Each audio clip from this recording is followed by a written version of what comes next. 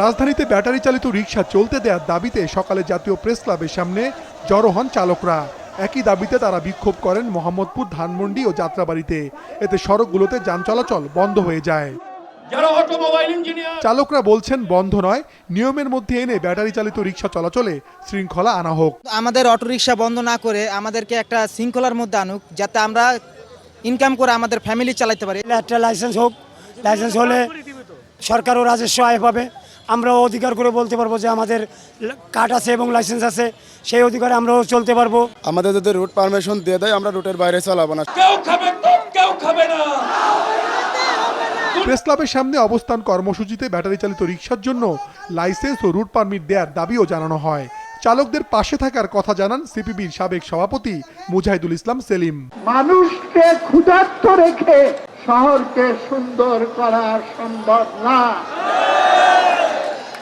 তাই ঢাকা শহরের সৌন্দর্য বাড়াইতে হইলে আমাদের খেটে খাওয়া মানুষের সৌন্দর্য, তাদের পেটে ভাত, পরনের কাপড়, তাদের উন্নত জীবনের নিশ্বাস অভিযান করতে হবে। রিকশা শ্রমিকদের দাবি না মানে গদিতেও তুমি থাকতে পারবা না। আমরা আইনের প্রতি শ্রদ্ধাশীল, কিন্তু আইন আমাদের স্বার্থ রক্ষা না করলে সেই আইনও মানা হবে না। বসুন্ধরা টিস্যুতে ছাড়ের ছড়াছড়ি। বসুন্ধরা টিস্যু নিয়ে এলো নিশ্চিত ছাড়।